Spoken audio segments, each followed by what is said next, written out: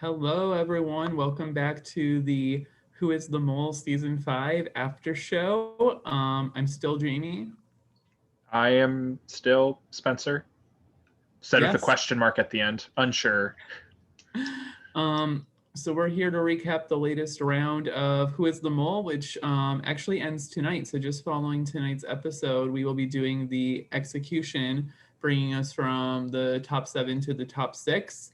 Um, of course, this will not be posted until after, so you'll probably be well aware of what happened. Otherwise, you wouldn't be watching this because we will have a reach of about 7 people at this point. But anyway, Spencer, where do we want to start tonight? Um, well, we have like a two-part kind of thing for this one because since this is the halfway point for the game, we always like to do mid-game interviews. So we're going to spend the back half of this talking about the mid-game interviews that we did. Um, and so the first half is just like that I thought was interesting kind of stuff was just some fallout from before I get to the assignment. There was some fun little thoughts after Adam had been eliminated because Mm-hmm. Jessica took this to basically be like, I'm 100% right. Dexter now has to be the mole because her top two suspects were Adam and Dexter. And so she's assuming the fact that she is still here means that it must be Dexter.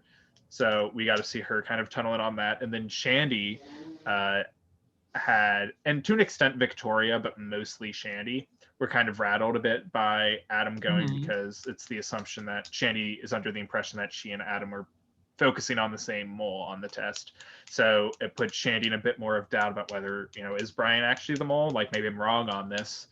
So that was at least kind of fun to see, like, that kind of hesitation play into it and like the way that people are able to take uh, or trying to like read into who gets eliminated, even though like and didn't Adam get eliminated suspecting Victoria? I don't even remember who it I think was. it was Victoria. I can fact check that, but I'm pretty confident it was Victoria. I'm pretty sure. Oh no, we are wrong. So Uh, Alex, Adam went in on Alex. oh, that's funny. Mm-hmm. Yeah. And so then yeah, like so that no one even knows that. So people are just assuming they know who Adam was suspecting, and that's what they went with. Mm-hmm. So that was some fun stuff. And then just to keep up with our treasurer tracker, we got drunk Alex was elected the treasurer. Mm-hmm. So I think that now brings us to Everyone but Brian and Victoria have done it, which is really funny because I don't think Victoria has ever asked to do it, whereas Brian has asked every single round. absolutely. And there's And a there are big people who are committed to having him never be the treasurer, which I think is pretty funny. yeah, that's what I was gonna say. There's a big conspiracy out there to prevent Brian. He's gonna ruin everything if he's the treasurer. We can't let that shady bitch be the treasurer. Which is just really funny because I mean the players at this point should know the very limited power that the treasurer has. Mm-hmm. Treasurer did the treasurer even do anything this round? I don't think so. Nothing. This is not a single thing. They were told how much money was earned in the assignment. Yes, like I don't know. These people, they've all been the treasurer for the most part, and there's still this assumption that like we can never have the mole be the treasurer. Scary Brian can never be the treasurer. You just love to see it. You do, you do. But I think that brings us just right up to the assignment because we only did have one assignment this round. Yeah, yeah. So we just had one assignment because there's an odd number of players. So on most of our odd numbered rounds, we only do one assignment, but it's typically a bigger one or a longer one, which is interesting that I say that because next round it's an even number of players and it probably features our longest assignment of the season. So that'll be fun. But it's great timing because I always see the top 6 as like the beginning of the end. So I think it's a good point to in the game to have like a grand assignment, so to speak. So it'll be fun to see how they navigate that. Mm-hmm. Um, but yeah, this was a Jamie assignment, so it was one that I've been looking forward to all season. So I just called it Tales of the Hunger Game, which is literally the exact name of the series that it's based on. If anyone knows me well, knows that I am enamored with the Hunger Games franchise. I have hosted an entire Survivor org, my all-star season, um, around that concept. I just love that whole universe and what it says about the social commentary it provides. Interesting. And Spencer here is actually in this season of Survivor that was based around the Hunger Games, did quite well for himself, but he did not survive the Hunger Games, sadly. No, I died. Yeah. But you made it far. Mhm. So this Tales of the Hunger Games, though, is a YouTube series that a writer has made to detail all of the Hunger Games within that universe. So anything that's canon in the books, he includes in the series, such as victors' names, games that they won, specific details that are included. But in the actual Hunger Games universe, there's very few games that you actually know much about. Like you know about the 10th, you know, a little bit about Phoenix Games, which is the 65th, a little bit about Annie's Games, which is the 70th, a little bit about Joanna's Games, which is the 71st, for instance. And then, of course, we saw the 74th and 75th in the movies and the books. But he has gone through and like fleshed out the entire universe through the first 75 games and then created this twist that allowed the games to continue on into the future. So I just love the series. I love the content. I think it's very gripping. He's such a great writer. So I wanted to like incorporate that to get other people to watch it. So this assignment was basically I chose a number of those videos. So it was like the first 25 because those videos are very short. They're only a couple of minutes each, whereas the later ones get to be about an hour or more each. So it's the first 25, the 40th, the 55th, 61st, 69th, 70th, 71st. I think that was it, somewhere around there.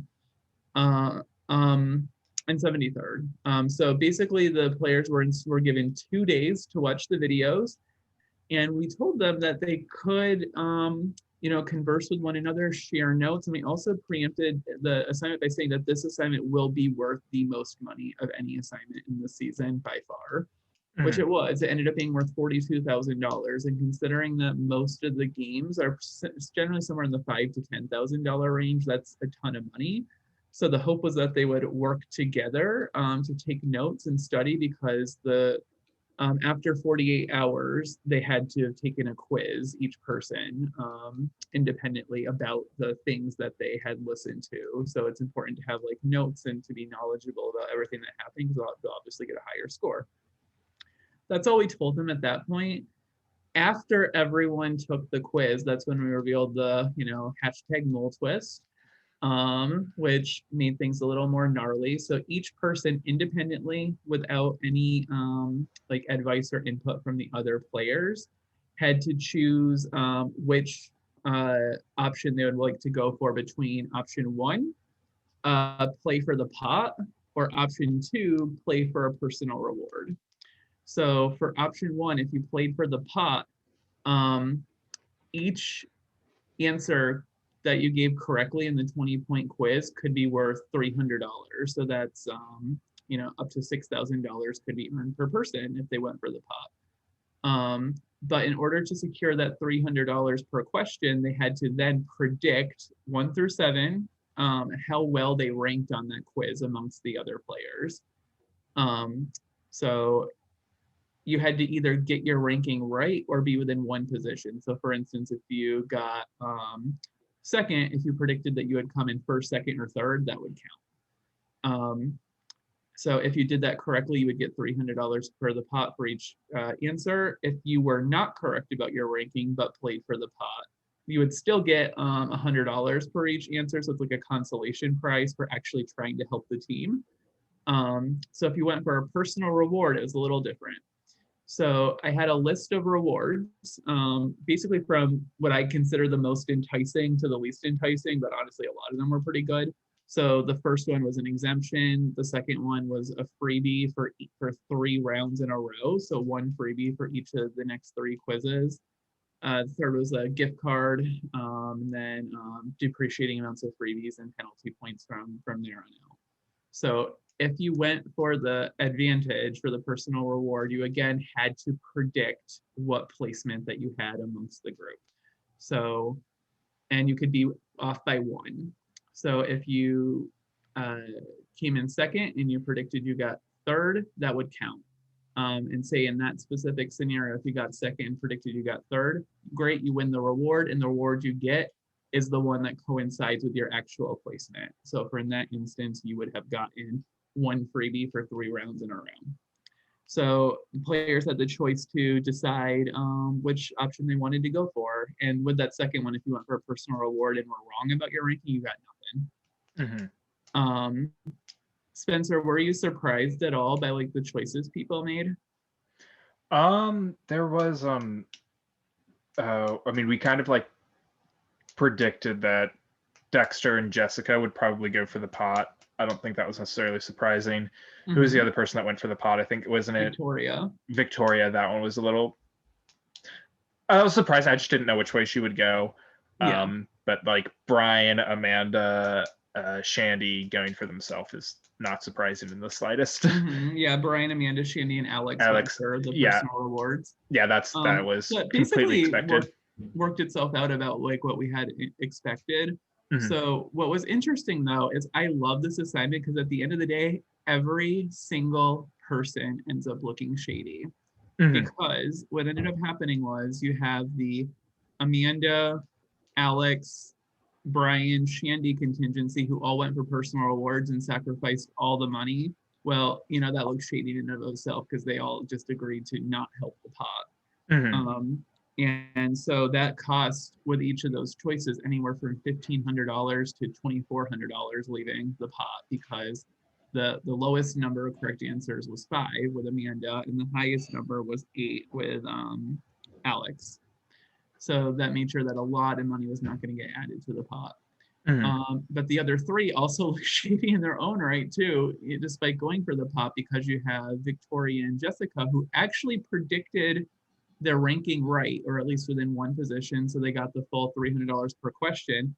They just happened to be 2 of the 3 players who went, actually the only 2 who went way over the time limit for the quiz. So they went, so the quiz, we made it difficult. It was a 5-minute time limit just so that people could not look up answers to everything. We didn't want it to be that kind of thing. So if you had notes that you could just look up everything. But they both went way over. So they each sacrificed some of the money that they would have won because of that.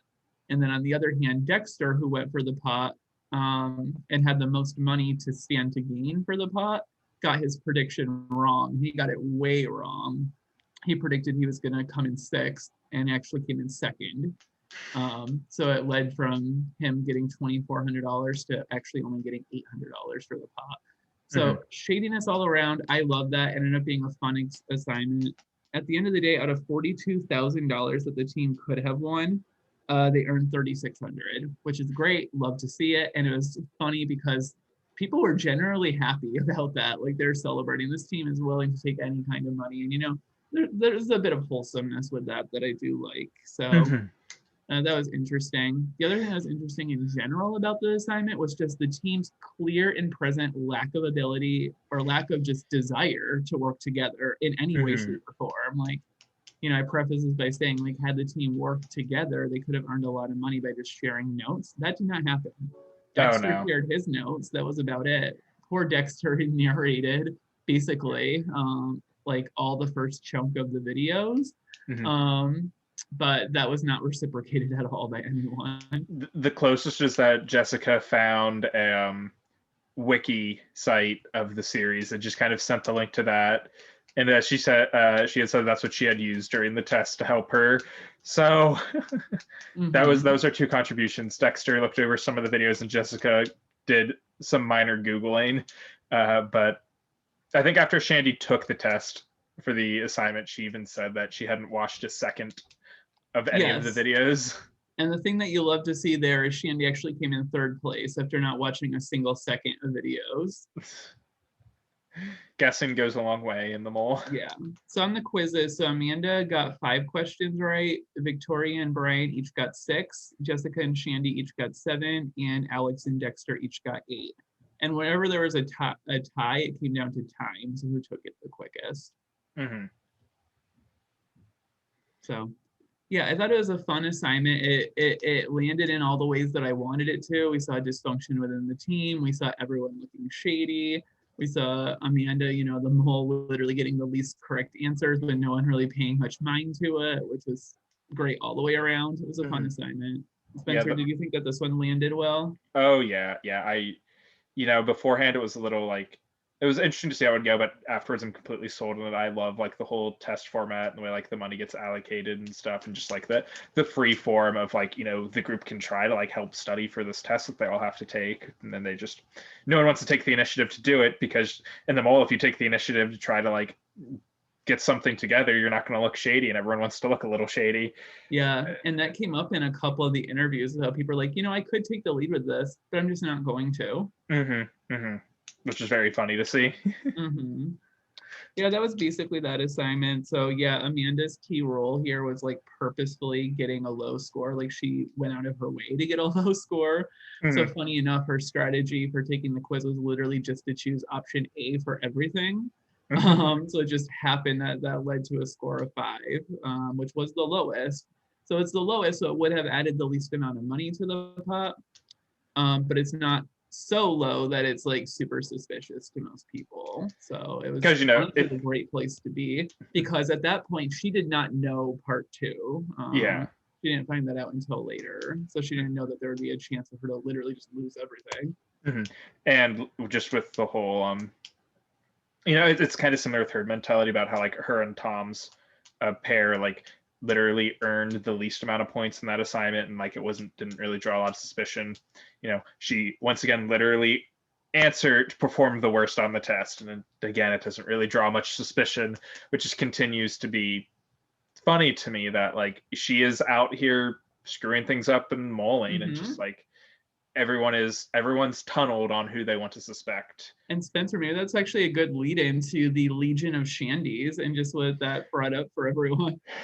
Yeah, so there was it was like 2 nights ago, I think, during the group chat, everyone was just talking and enjoying each other's company. Very jovial. Waiting for like, I think the results had been posted. Between the results were posted and then me getting home, is like I could help finalize the test and send that out. And it just becomes like, I think Shandy starts renaming people in the group main chat. So like and they're all renamed after herself, because I stand someone who has that level of confidence, to see yourself in everyone. So she renames, like, Amanda becomes Trustworthy Shandy, which is hysterical because she is the mole. We have Hi Shandy being Jessica. Alex was Drunk Shandy, but then I think he changed himself to anyone but Brian for Treasurer Shandy, because again we have this whole conspiracy that Brian cannot be treasurer. Then Brian in turn becomes Treasurer Shandy. Future Treasurer Shandy. Yeah, future Treasurer Shandy. Then there is Victoria, who is Silent Shandy, because Victoria isn't super talkative in the chat. And then Shandy herself is the Shandy. And then last but not least is my favorite of the names, where Dexter gets named African Shandy. Yeah, it was very jovial, and so Spencer like got a real kick out of those nicknames. So he's like, we have to make that a quiz question. Which Shandy was the mole? Yeah, absolutely. I was driving home and I was being a very safe driver and talking to Jamie over Discord, and they were like giving me the rundown on the group chat what all they were talking about. You had mentioned all the Shandies. I'm like, that's amazing. We have to ask about that on the test. Like, everyone will love that, and no one will see it coming. Oh god, it's an absolutely fair question. Like, we can ask questions on anything on the test, so I hope you. That's public information. Yeah. Not that every single question has to be 100% public information, I don't think, even though almost all of ours have been this season. Yes. So that was particularly funny. And then I don't know, I guess just another fun thing with the tests in general, or just like the general like mole suspects that we've been having, is that the people by far, like the 3 people that have been suspected the most by the group are Brian, Dexter, and Victoria. And those are 3 of the 5 people, I think, in their application who, when asked, do you want to be the mole, said no, they did not want to be the mole. Yeah, and they not only said that, but like they were three of the ones who are very strong in that opinion. Like they really did not want to be the mole, and they're all the three biggest ones. It's really funny because I think that either every or almost every person who's been executed up until tonight said that they really did want to be the mole. Mm-hmm. Yeah, because it was the other. No, I think Besides Brando. Grando said no, and then Alex said no. Yep. Spoilers, like he's about to be executed. Yeah, but I know that Nick said yes, David said yes, Tom said yes. Adam did. Said yes. Yeah. Yeah, so that is very funny. Mm-hmm.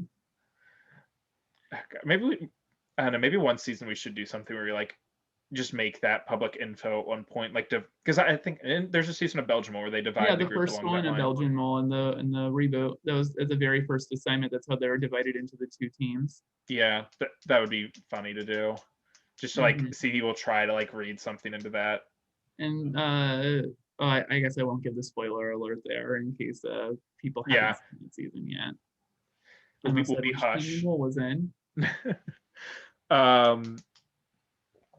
But yeah, I think that's all of the stuff for the round, unless we want to talk about the test a bit before we get to the interviews. Let's do the interviews first and then wrap up with the test. Okay. So I have to get up my yeah. I took some very brief little notes. Yeah. As a reminder, like what we do in most of our seasons is at the midpoint in the game, and this is round 6 out of 10 that we're wrapping up. Is we like to have like an interview, which we did through video chats this time. Just 2-on-1, us two and the contestant, just about their experience in the game. We don't have a structured format, and we tell them that it's not going to be stuff that's going to come up on a quiz or anything. That it's just nice to touch base with people formally and just like have a conversation. We thought that they were going to last about 20 to 30 minutes. Most of them lasted much longer. So it was just really fun to touch base, and everyone delivered. Like these were super fun interviews. And the one unfortunate thing is literally based on timing, just based on like schedules overlapping and whatnot. We actually did not get to Alex's interview yet, which is ironic considering he's going to be the one executed this round. So we're going to offer him still to do like a post-execution interview to just like get his thoughts on the game more, just chat with him over video when he's open to that. So that would be fun, I think. That would be. So yeah, I guess I can just start with the first. I have these kind of in chronological order, and like these were all like hour-plus long discussions that were very fun, but like I just kind of took a few little notes here and there, stuff that was interesting. If anything else comes to our mind, we'll talk about it that we thought was particularly noteworthy or funny. Let's see. The first one that we did was Brian's.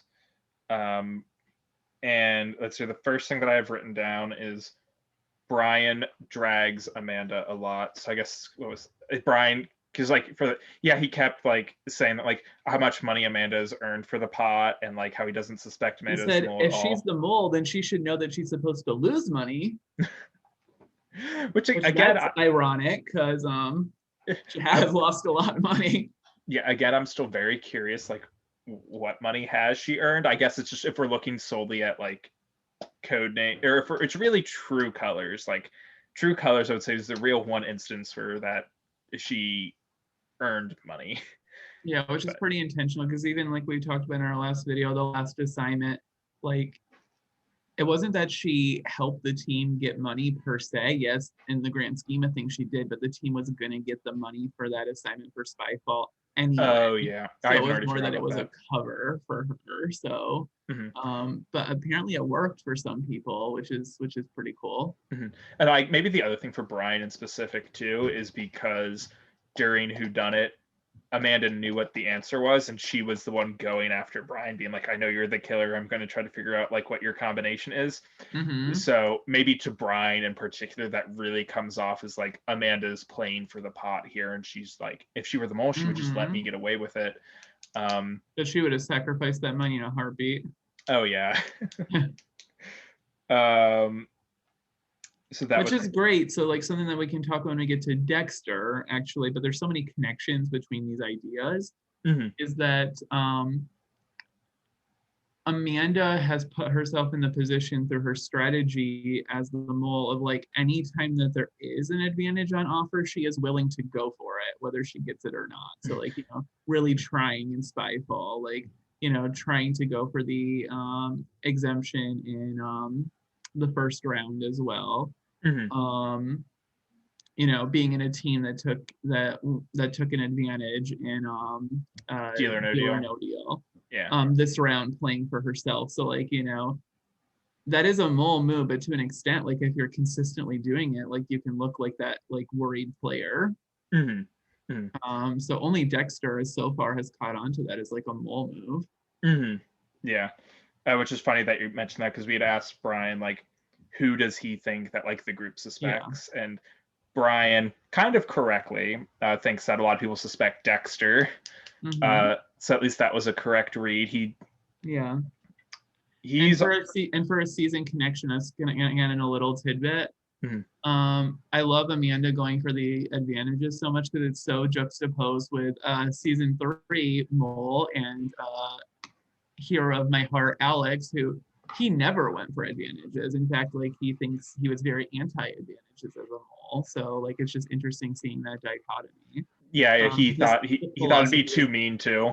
Exactly. Like he's like, as the mole, I don't need an advantage. I'd rather leave that in for the players if they want to go for it. Yeah, that's always funny. Then there was, oh, this was really funny. Oh God, there's a few things. Brian was Brian has some theories of his own. He's a big theory crafter kind of guy, and so he told us that he had an idea. He thinks he cracked the code on how we picked the mole this season, which this is something I completely forgot about. I was biting my tongue to stop myself from laughing, and like I don't mean this in like a mean way. I was just like I thought it was so funny. Way at the start during our interviews, this was a holdover. It was relevant in All Stars because we used it for a challenge. I actually think we did it in 2 seasons. I think we did it in season 3 and season 4. We had asked during the interviews to pick a number between 1 and 1,000, and that later came up in a challenge called Wits and Wagers, which we're never doing again anyway. But that's not what we're here for. And I just thought it'd be funny to like leave that question in because it's going to confuse people during the interview, and like it'll be like a fun question, just get them off kilter and just be like it would just be a weird ass question. And so during all of the interviews, we did ask everyone like picking them between 1 and 1,000. We didn't record those statements. I don't remember what anyone said for that. But Brian was like, I think that's how you picked the mole. Like whoever named the closest number to out of the correct answer between 1 and 1,000 is who you guys picked as the mole. It's just like, yes, my joke on the group paid off. That was really cool. So the thing with Brian has been very wrong all season, which is funny, but like I so appreciate his effort. Like you can tell, like, and this is true for a lot of people, but Brian goes above and beyond to really try hard in this game. Like, to like really think about things, to take notes, to make himself look suspicious. Like you can tell he is playing hard, and that is something that I just really do like about him. Mm-hmm. Yeah, and then I do remember there was another idea he made of like maybe clues that we give, which at least so far, in season 1, I think we did leave one hint. One clue. We did leave one clue. In season 3, Alex left his own clues. So, like, the mole is allowed to leave their own clues if they want to. Like, we can't control their actions. But, like, we, at least so far, have never, outside of one time, deliberately left clues as to who the mole is. I'm thinking about doing it for this season at some point. Maybe workshopping something just for the fun of it near the end. Maybe for our future Discord season. Maybe. So 10 years, not 10 years from now, 2 years from now, like someone who's like applying to our games or playing our games that's looking through this. It's certainly not ruled out in the future that we'll leave clues for it. And I do mean that truthfully. This is not just like host lying to you to like save face or something in the future because we want people to like make up their own clues. But so far, at least, we really haven't. It takes a lot of effort and we are lazy. So we have not really planned any clues to like plant in the season. But Brian's like, I think I found a clue that you're leaving about who the mole is. And then Jamie kind of got Brian to be like, we won't change, like we promised we're not going to change anything, because Brian's like, I don't want to share it with you because I think you guys will like change it and Because I screw mean, it like up. there's no clue like that we're giving, so I was just very curious to know what he meant. Yeah, so Jamie kind of got Brian to reveal to us by being like, oh, if it is a clue, we won't change anything about what we're doing. We promise. We just want to know what you think it is. And Brian goes, I noticed that whenever Jamie tags people, they tag, like when we tag the group on like documents on the main page, Jamie always goes in alphabetical order, while I go in, quote, seemingly random order. Um, It's and not a clue. I'm sorry to tell you, Brian, that was not a clue. Jamie goes in alphabetical order to keep track of everybody, because like if we either forget to tag somebody, everyone's gonna be like that. They're gonna make a wild assumption about how that person must be the mole, or about how that person must not be the mole. They're gonna interpret that as their own clue in some way. So it's always a nightmare whenever we tag people. I check a million times before I post ever to make sure that I've tagged everybody, because I'm so petrified of just like someone reading into it when I don't mean to. But for me, I go in a legitimate random order. I just like think of the names off the top of my head, and I deliberately try to like not match the previous times before. I think like if I remember I did someone last, I might like put them first the next time. But like I just do in a random order because those are test questions I like to make about the order in which I tag them on something. Here, and like I don't put much thought really into where I place them. I just do it when I think of their names, and I deliberately, like if I like feel like, oh, I keep putting Shandy and Victoria next to each other, I'm going to put like Victoria over here and Shandy over here, so they're not right next to each other. But there's not deep thought that goes into it, so that was just also particularly funny. That just a weird, I never even noticed that, like that you do alphabetical order and then you don't do what I do, because I never pay attention to it. So like it was very funny to see that Brian took note of that. Yeah, he takes notes of a lot. Yeah. And then I think the last thing that I have, at least for Brian, is that he was also discussing his test strategy for the last test, the one where Adam got eliminated on. And it was funny because he kind of confirmed our own suspicion. So he picked 4 statements because 4 was the minimum requirement. And he had said that he has 4 suspects, which are Dexter, Jessica, and Victoria. And how he desperately wants one of them to go home because like he suspected them all game and they're still here. And I'm sorry to tell you, Brian, but they're not going this round either.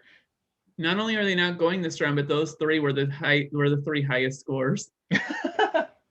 And those 3 aren't the mole, Brian. So I'm very sorry to tell you this. Yeah. Oh gosh. So he was talking about how he deliberately spread 3. He deliberately spread his 4 statements on those 3 people. However, which he did, it is true. But what is extremely funny is that he doesn't realize the fact that the statements that he picked, some of them overlapped with only one other person, and that one other person was Amanda, was the mole. And so on the previous test, he actually didn't he score the highest, or did he have this? Yeah. He scored. So in the last 4 quizzes, including this round, Brian has been in the bottom 2, and then last round he had the highest score. In this round, he's back to the bottom 2. And it's just so funny because like when he took that test, I was like, did he deliberately spread on Amanda, or is it pure coincidence and he doesn't realize he spread on Amanda? And like based on that interview, he does not know that he hit Amanda at all. He was not paying attention to how those questions overlapped with Amanda, and I thought that was just it's just very funny. Again, I don't mean to be like mean about it, like I'm laughing at Brian, but it was just we love Brian. Oh, absolutely. We love everybody. Cast. Yeah. But like it was just and really like, not just saying that, like we actually really do. Otherwise, why would we talk to them for an hour plus during all of their interviews if we hated talking to them?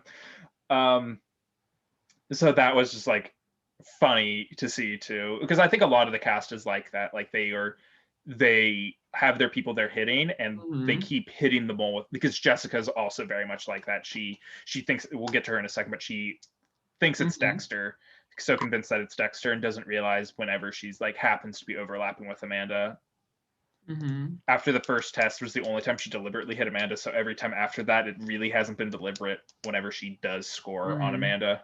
Although she's tracking her scores, I know over time, but she's not purposefully hitting her.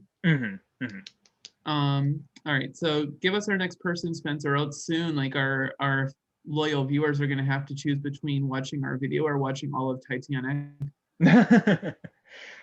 Victoria was the next one, and then Victoria, her interview was very fun, but we had asked her, there's like her assumption of like how she's doing in the game and how she's taking to it, and she's like talking about with like the test, how she thinks that she's either like, because her whole time she's pretty much going all in on Brian.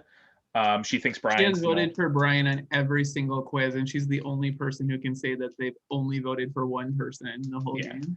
Yeah, so she's like, I've either, caught them all, and I'm like getting 100% on every quiz. I'm scoring at the top, like I'm doing perfect at this, or I'm just barely scraping by, and I've been about to be eliminated like every single time. And that was just like not an incorrect read at the very least. I thought that was funny. Yeah, self-awareness, which we love, some self-awareness.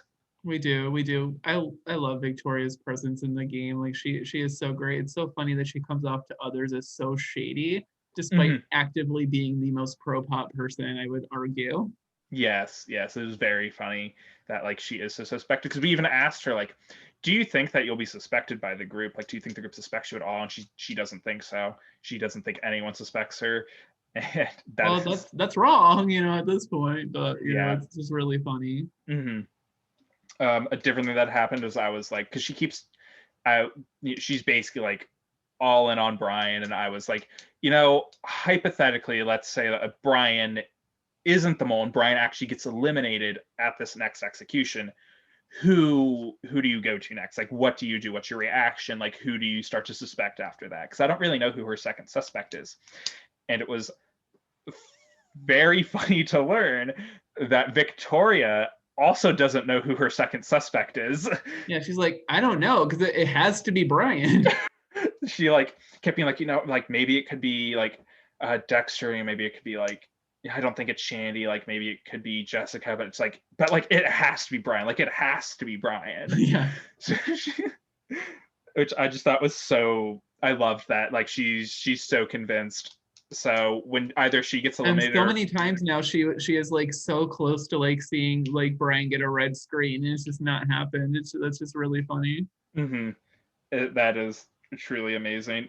And a different thing that I thought was very funny, because like we have like these the veterans coming in to like give some advice, and she even mentioned like, with the veterans, like a lot of them are giving their advice about the importance of splitting on the test, and like I'm not really doing that. And she'd even called attention to the fact that, sometimes like I think about maybe I should spread. So every now and then on a test, I'll come to a question and I'll just like pick one that isn't Brian.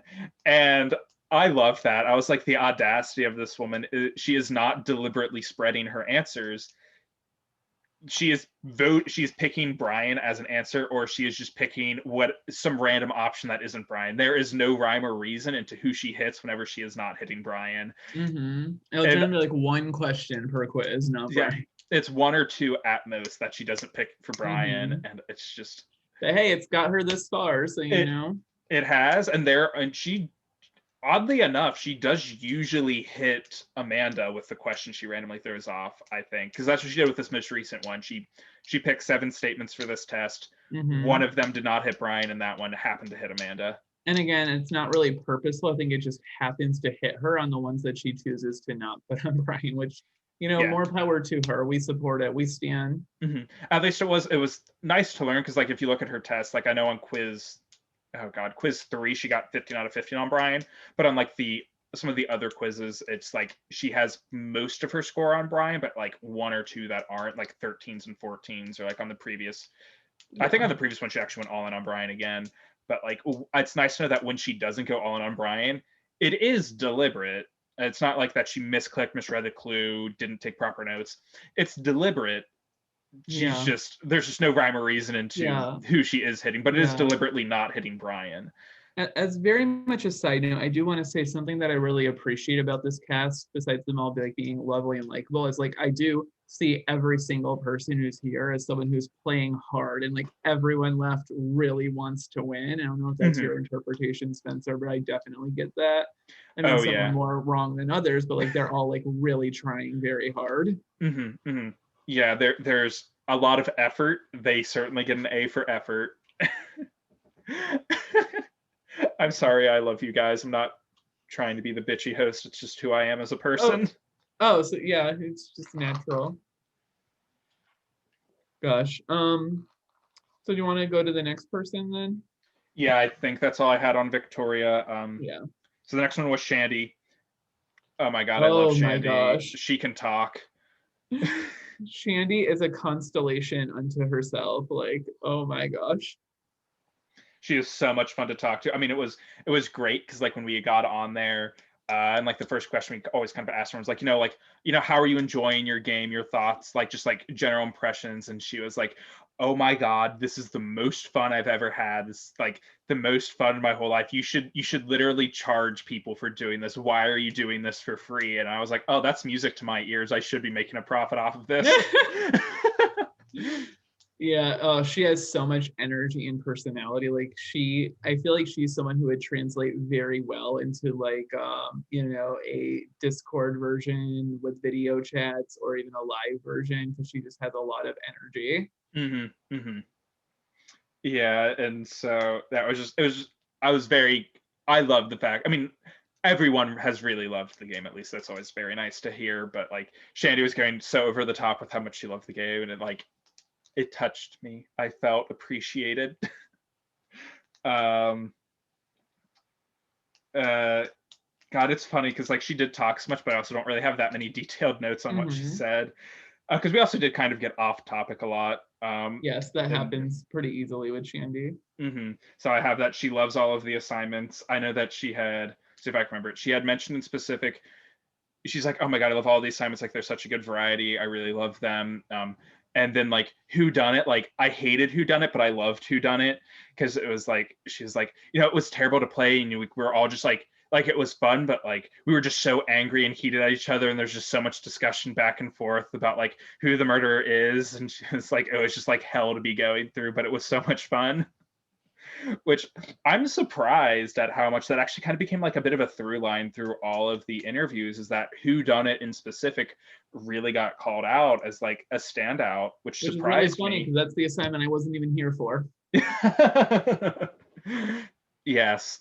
And that was even funny because like that wasn't one that I was necessarily looking forward to bringing back. That I think that was one of our last choices for Yeah, challenges to bring I back. think I edged us in that direction at like the end. Yeah, I wasn't super pro that one to bring back, but I guess I'm glad we did because everyone really seemed to like that one. You know what, Cass? This might be Spencer's assignment, and I get it. He's the better host, but you're welcome.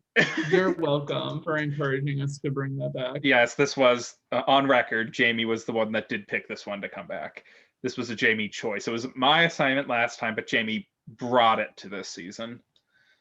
Um, God, and then I just have written down that she talks so much.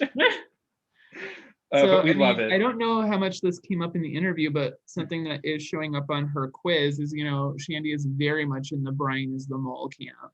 Mm-hmm, mm-hmm. And but she is one of few people who I think is more purposefully splitting between two people. So she puts the majority of her answers on Brian, but does put a few specifically on Dexter. Mm-hmm. So that is nice to see. Yeah, there is, and that does remind me because I forgot that she had mentioned this when we had brought up like what are her thoughts on like the veterans that are giving their advice, and she was like, especially with Tyler in specific, but just like with a lot of them, she was like, she's saying, I just want to tell them to all shut up because they're all just giving the advice about how important it is to spread. That's what I'm doing. I don't want people to be doing what I'm doing. I want them to go all in on the wrong person and be eliminated. Mm-hmm. Although Shandy did love the Barb content as well. She's like, she sees Barb as her personal hero and icon right now, which I mean, granted, like that's just accurate. Barb is that thing. Mm-hmm. So it was just really funny to hear her talk about like how much she sees Barb as an icon for like being wrong about everything, but spreading her way to victory. And Shandy's like, if I have to do that, then I'm gonna do that. And then it was funny because like she doubled down with that on taking her Hunger Games quiz. She's like, I'm gonna just do what Barb would do, which was not listen to anything, not watch any videos, and just wing it. You just guess on every single question, and Yep. that got her like fourth place, Third right? place. Third place. Gosh, that's so great.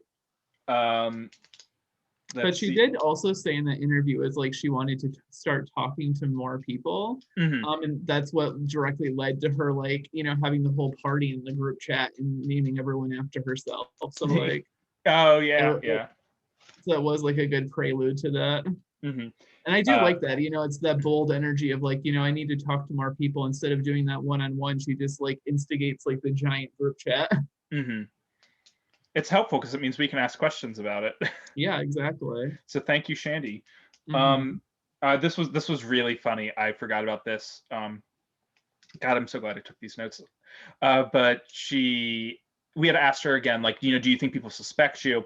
And she's like, I think people did suspect me. I don't think people suspect me anymore, but I think like some of those early people, I think she specifically named Nick and David. She thought in particular really suspected her.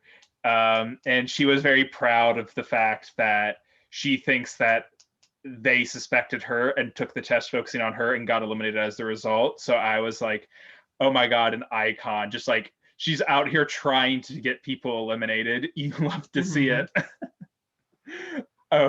I was beside myself. I was laughing so hard when she was talking about that because I was just like a new concept. She's like, it's not like Survivor and like, I don't know, is it like bad mole strategy to, like deliberately try to knock people out? Because, it's not like a social politicking game, but like, and I was just kind of like, you do you, Shandy. Like, we're not there to like tell people like whether they're doing good strategy or not because we don't want to give anything away. But I mean, just truly, I do mean this truly. Like, if you want to come to the mole and you want to try to get somebody eliminated, like, and you can pull it off too, good on you. Yeah, that's impressive. More power to you, honestly. Even though I guess the unfortunate part is that Shandy didn't really get them eliminated because they went it on Brian, was mostly their undoing. Was focusing a lot on Brian. But I like the spirit behind it, Shandy. I was a big fan of that. And then I'm just actually like curious. I'm gonna go back and fact check like who has voted for Shandy so far because I know it came up a little. She's been a little bit suspicious. So yeah, Dexter voted for her in round 1. And then Adam voted for her in round 4. So Dexter and Adam were more onto her at different points. Gotcha. And then the last thing that I have from her is just how she is described. Like this whole game has been like flying by the seat of her pants. Like she's a very impulsive person, and she's like, I just kind of like this is a game where she can just like talk to people and fuck with people, and how she's a big fan of that anyway. And so way back when during the first round, when she was the first treasurer, she was talking about how she had created that lie about how the treasurer was getting extra information just on a whim. She just like randomly thought of it and just like, yeah, I'm just going to start telling people that like they did tell me why we got penalized and like, or like what tasks we fail. And I'm just going to like let some people know that the treasurer actually does get extra information just to see what happens for the fun of it, because she was bored and felt like doing it. And I love it. I love that chaotic neutral energy that she gives. So especially because to this day, David and Nick still think that the treasurer gets some extra information. She really got to those two in specific with it, which was very funny to see. That was just amazing. But I think that's all I have for Shandy. Did you? Yeah, that's all I have. Anything? Okay. Then the next one I have Jessica. Jessica, yeah, which unfortunately I didn't take too many notes on Jessica, which she was so sweet to talk to. Adore Jessica. Jessica is so lovely. Oh my gosh. Well, just in general, the funny thing about Jessica is she was someone who both Spencer and I predicted toward the beginning, like before the season started, to not go far, just based on her lack of history with the game, and then also her lack of perceived connections in the cast, but she has crushed it. So, fun fact to date, Jessica is the only person left to never be in the bottom three on any quiz. Which we love to see. I love being wrong. Mm-hmm. I get to feel like the cast feels. I'm wrong about things too. You know, there's some solidarity there. Mm-hmm. uh, so that was, I mean, and then we, you know, also, like Brian's still in the game, but like we both thought that he would like crush the game and go on to win, which he still possible. Good. Anything is possible. But you know, Brian's been Yeah. riding that bottom, and that was not what we predicted. So that was another way in which we were wrong. Yeah. Wow.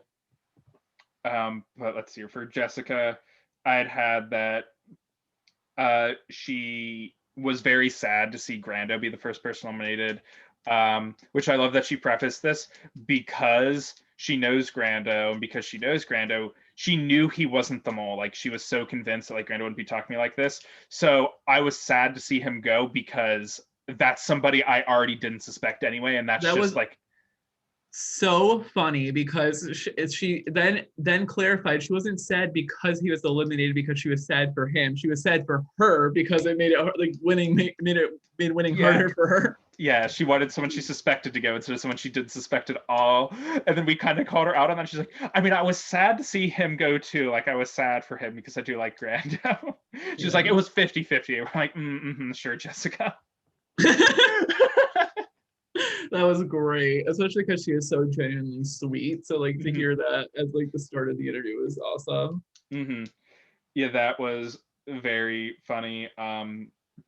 We'd also asked like everyone who like we had been asking the people who they think they would go next, which we kind of get to see anyway, but with the execution order thing, even though that's not like a direct one-to-one because there was some strategy with the execution order that we're doing again because we liked it and we're lazy hosts, so we're just going to do the same twist again, deal with it.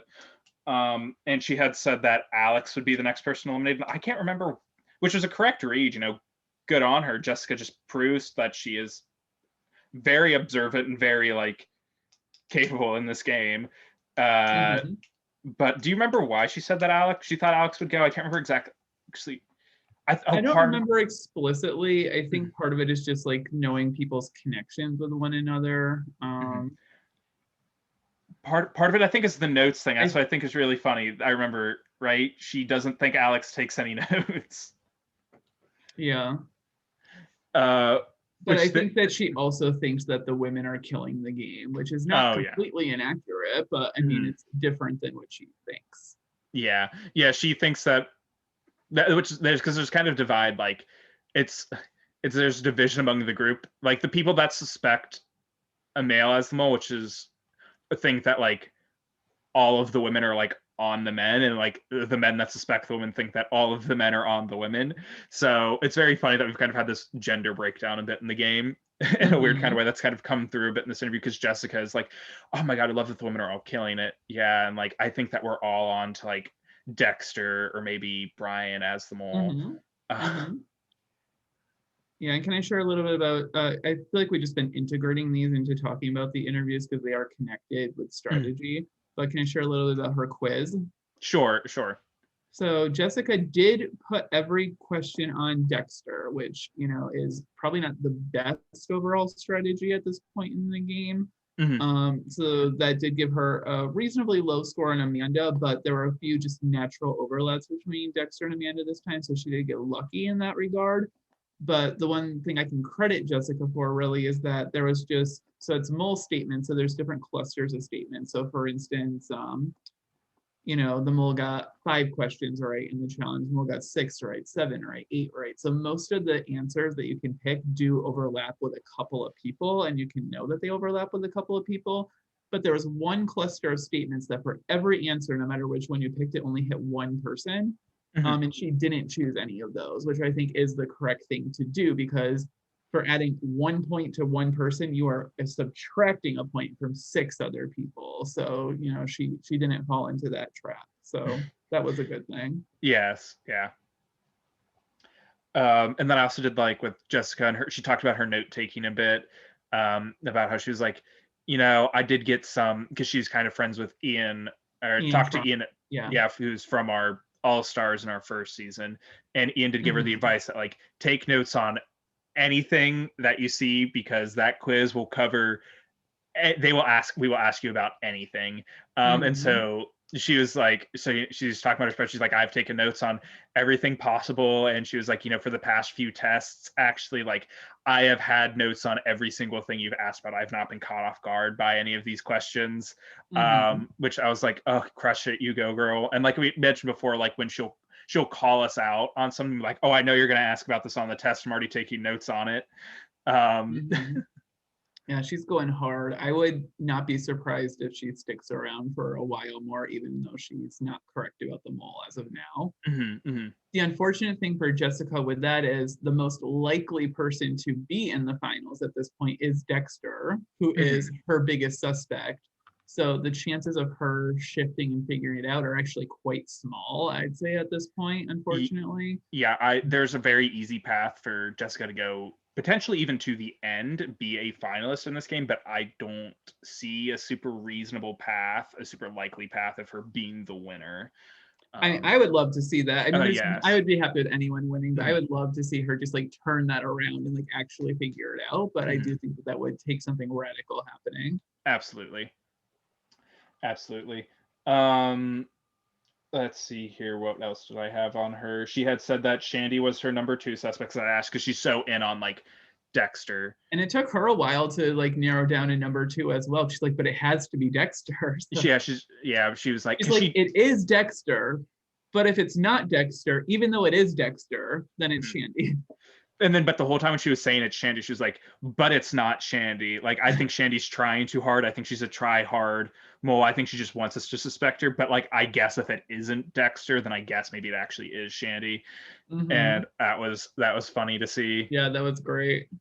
And then the last thing is just kind of like a reason. I don't remember how this came up, but it was when she had kind of like started really focusing on Dexter and what that originally was, and it was the way that Dexter had picked David to be the forensic scientist in this whodunit assignment, because everything seems to really come back to whodunit. And God, let's see if I can even remember this correctly. There was this whole thing where like Jessica was under the impression that Dexter wasn't going to pick anybody who had um, potentially earned a freebie in the True Colors assignment, or in the freebies in that Mm-hmm. assignment. So then she wasn't expecting Dexter to pick David, Amanda, or Victoria. Um, and then even like after it had already happened, she thought that David was giving really horrible clues. So that kind of like compounded on the fact that picking David as the forensic scientist was a garbage pick. And so because Dexter picked David, that's a suspicious thing that happened. And there was also this whole thing where like Jessica had made a comment either in the main chat or to somebody that like she thought it was stupid and dumb to pick David.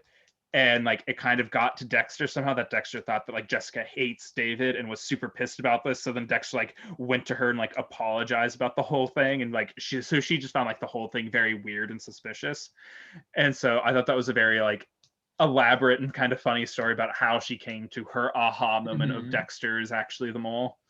Which I don't hate it. We've seen Mhm. wilder suspicions, but it is Yeah. just really funny in the context of everything because Dexter, I think, genuinely is just like a very earnest and caring person. And like Mhm. that in this instance made him look more shady to her. Yeah, and then one last thing I guess of Jessica that was like the confirmation bias was during Deal or No Deal. Her trio was a trio that had only earned $10. They stuck with their suitcase to the end, and she talked about like, whenever I play this, like I just always whatever I pick, I just kind of stick with it to see what we can get. But like Dexter kept like talking in the group chat as if like he was trying to like really like lobby and encourage us to keep the suitcase when like I just went along with it. Like I didn't give him any pushback, and I think that really threw him for a loop because like I think that he was the mole and knew that there was only $10 in the suitcase, and so he wanted us to keep it because we would get less money. And he was just very shocked and didn't know how to react when I just like went along with his whole thing. So it was a very interesting example of how like confirmation bias is working in Mm-hmm. on her, where she suspects Dexter anyway, so sees any future behavior of Dexter as mole like. Which again, not to even say that like I think that she's doing misreads, because I do think if I was in the game, I do think I would suspect Dexter. I'm with her more so than anyone else. I think Dexter is the most suspicious. Yeah, I don't disagree with that. But I think that's all I have on Jessica. So we just have left for the interviews. Just Dexter. Sure, and then we can give an update on Amanda as well. Okay. Which I don't have any notes on Amanda, so you're gonna have to take over for that. Yeah, well, we didn't do a formal interview, but we do our check-in each round. Yeah, we do always talk to them. Also, I didn't really feel a need to like go all out for it. So let's see here. The first thing I have is like, because we had asked like how Dexter was enjoying the game, and he was like, out of like the four other orgs that I played, like this is my favorite game I've ever played. I'm enjoying it so much. I love it. It's his favorite org, and like that was very touching. He was very complimentary. Dexter is just so lovely, like just a very lovely person. Like, oh my gosh. And he specifically mentioned what like and both of us always mention all the time because we're so proud of it, is that like he really appreciated the fact about how we structure our game. It's very deliberately structured in such a way that it's very accessible regardless of what time zone that you're in. Because he had said like he's kind of like seen other games or played other games that like they kind of like favor a certain time zone, and like just like how we structure it, like there is a lot of pressure off. Like he doesn't have to worry about missing too much while he sleeps, because like a lot of people are in another time zone, like, and he was very appreciative of that, and he really liked that part of the game, that he still felt like he didn't feel at all at like a disadvantage. The only thing he said was like that there was like he wasn't there for the executions, which he was like, that's just less stressful for me because then I don't have to watch it. And actually, Spencer, something that's really interesting for us to think about is we have only ever had let me think, one mole in our time zone. Oh yeah, there was Alex. I think, but was that even, because I think he moved halfway through our game, didn't he? End up moving. Oh, okay. Yeah, he was going to, but he didn't end up moving. And so like, I mean, Deanna is still in the US, but that's a 3-hour difference. It's something. But like the other three are like vastly different, 2 in freaking Australia. Yeah.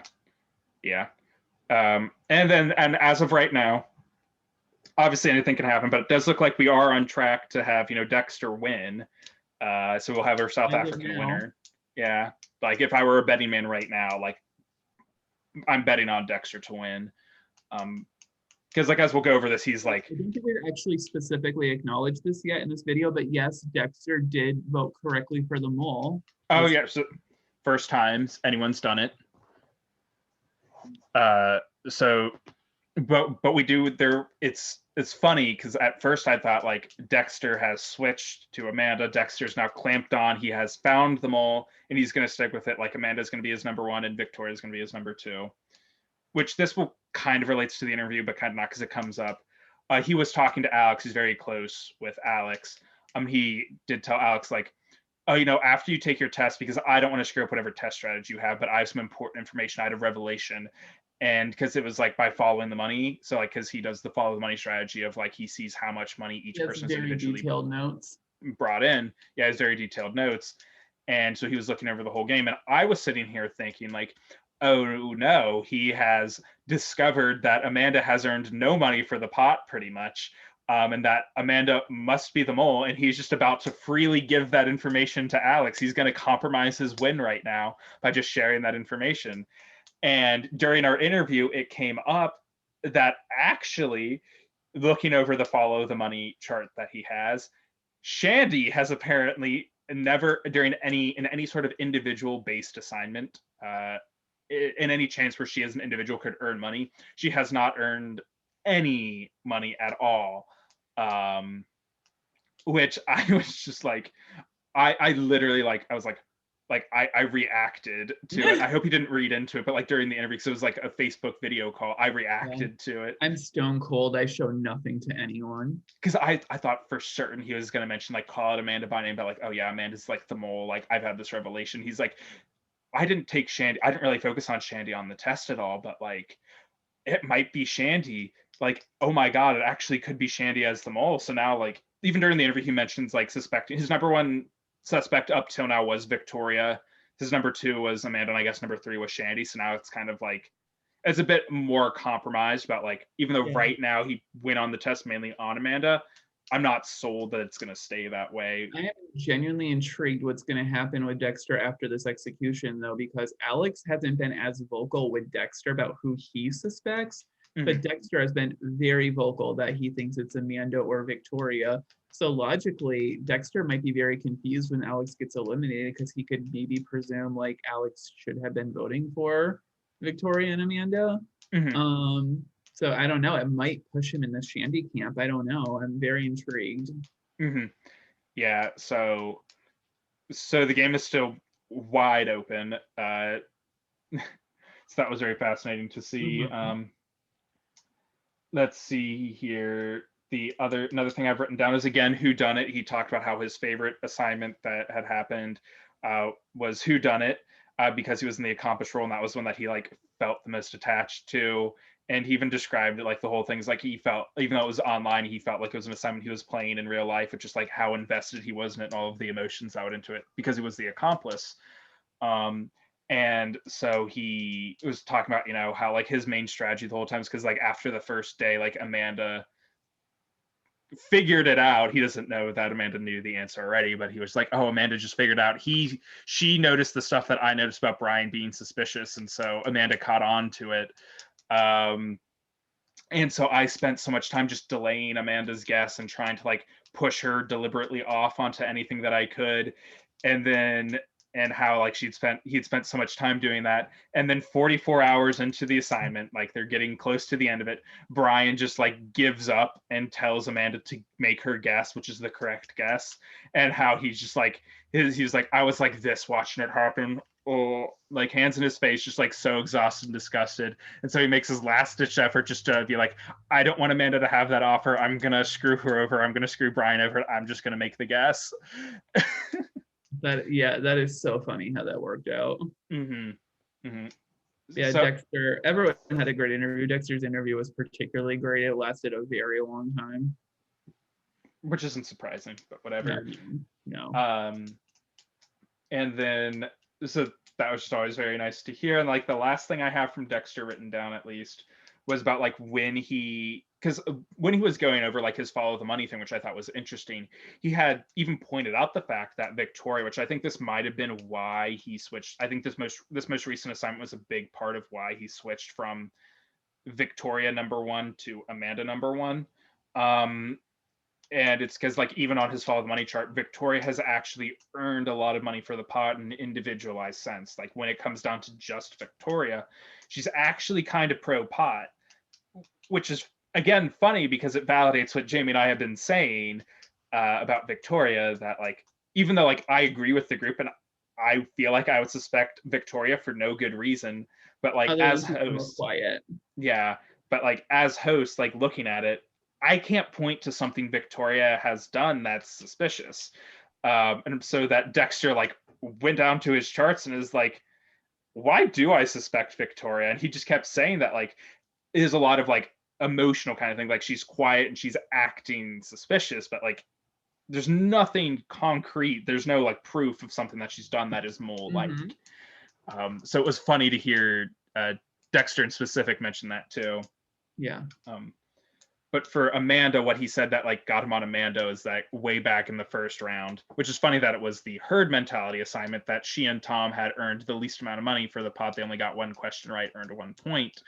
Yeah. And again, it's funny that the first assignment where she literally earned nothing. Yes, where she did nothing at all. So I did think that was funny, but at least it like there's one person out there validating us, saying that like Amanda is a good mole, like she actually is sabotaging. I promise if you look for it, she's there doing it. Like honestly, Amanda is a wonderful mole, and I hope that when she thinks back on the season when it's over, that she's proud of the work that she's done. Like it is very hard to make it halfway through the game, literally halfway through the game, without a single person ever once voting for you, and she accomplished that. First of our moles to ever do that.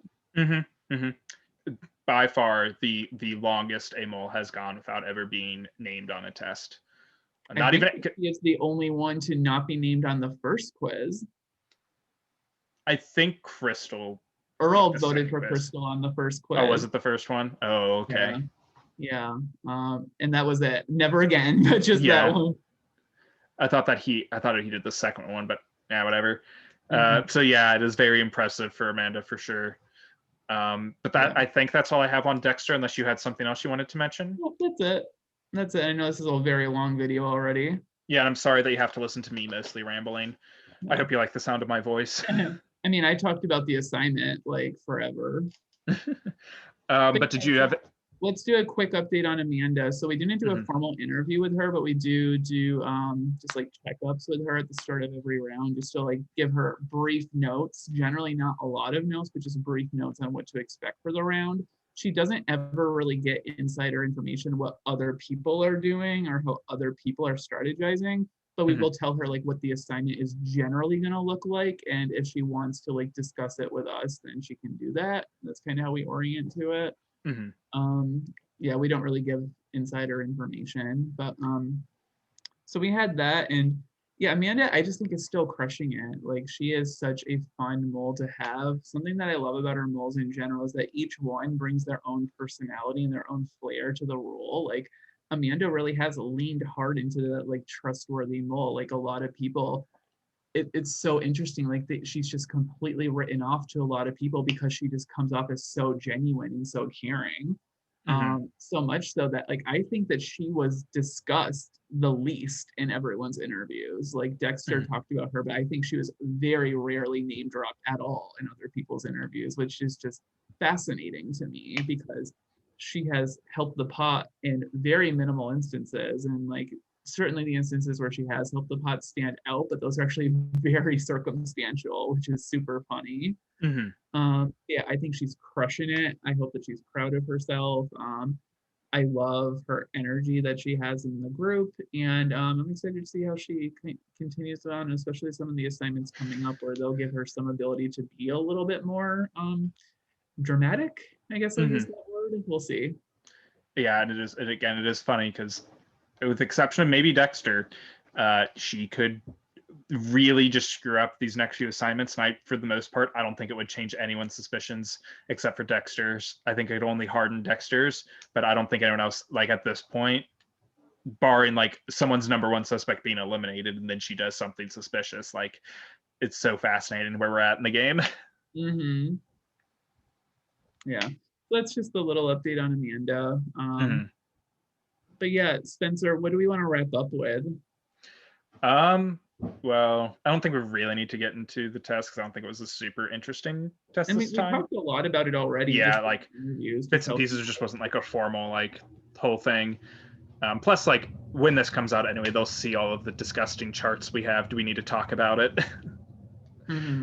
Yeah, so Alex is getting eliminated though, and he's getting eliminated having put every single question on Victoria. And none of them on Amanda, despite naming Amanda in his diary as a suspect.